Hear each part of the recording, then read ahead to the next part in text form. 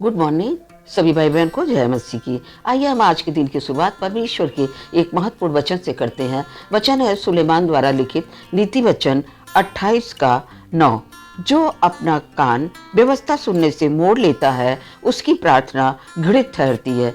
यहाँ वचन में लिखा हुआ है जो अपने कान को परमेश्वर की आज्ञाओं से और परमेश्वर की व्यवस्था से मोड़ लेता है, यानी उस पर नहीं चलना चाहता है, तो यहाँ वचन कहता है उसकी प्रार्थना घृणित ठहरती है। यानी हम जब भी प्रार्थना करेंगे तो हमारी प्रार्थना सुनी नहीं जाएगी। क्यों? क्योंकि हम परमेश्वर की आज्ञाओं का पालन नहीं करते, परमेश्वर के कथनानुसार हम अपने आप को दीन और नम्र नहीं करते, परमेश्वर के वचन के अनुसार हम अपने जीवन को नहीं व्यतीत करते, परमेश्वर के आज्ञाओं के अनुसार हम चलते नहीं हैं। यदि हम ऐसा करते हैं तो इसका मतलब होता है कि हम अपने कान को परमेश्वर की व्यवस्था सुनने से मोड़ लेते हैं, यानी नहीं सुनना चाहते, उस पर नहीं चलना चाहते।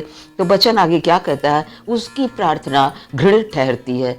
ऐसी स्थिति में जिस हिसाब से हम अपने अनुसार अपने जीवन को जीते हैं, परमेश्वर हमारी प्रार्थनाओं को नहीं सुनेगा। आज तक आपने सुना होगा कि हम जब भी पुकारते हैं, जहाँ भी पुकारते हैं, जैसे भी पुकारते हैं, यहाँ तक कि वह साहस से मिलने वाला परमेश्वर है, संकट में मिलने वाला परमेश्वर है, हमारा वह ऊंचा गढ़ है, हमारा वह छिपने का शरण स्थान है। मगर यहाँ वचन क्या कहता है? ये सब परमेश्वर हमारे साथ तब करेगा जब हम उसकी आज्ञाओं का पालन करेंगे, उसकी व्यवस्थाओं पर चलेंगे, उसके वचनों पर चलेंगे, उसकी बातों को मानेंगे, उसकी इच्छा अनुसार हम अपने जीवन को व्यतीत करेंगे, अपने आप को, अपने जीवन को, अपने परिवार को, अपने बच्चों के जीवन को हम परमेश्वर के चरणों में समर्पित करके चलेंगे। तब ये सारी आशीषें परमेश्वर ने जो हमें देने का वादा किया है, वो सारी आशीषों से हमें भरेगा और हम फूले फलेंगे और आगे बढ़ेंगे।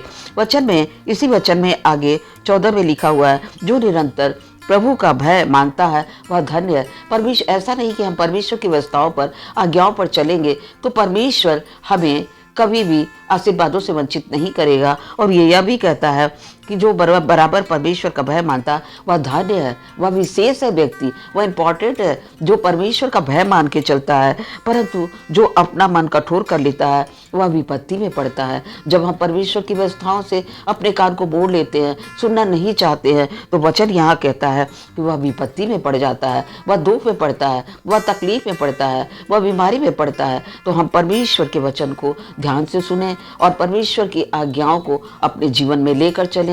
परमेश्वर की आज्ञाएं बहुत सहज और बहुत अच्छी हैं और मानने योग्य हैं। हम धन्यवाद करते हैं परमेश्वर का इस वचन के लिए। इस वचन के द्वारा परमेश्वर आपको अपनी समझ दे, अपनी ज्ञान बुद्धि दे, जिससे आप जो भी प्रार्थना करें आपकी प्रार्थना सुनी जाए और परमेश्वर उस प्रार्थना के द्वारा आपको और आपके परिवार को आशीष दे। सबको जय मसीह की।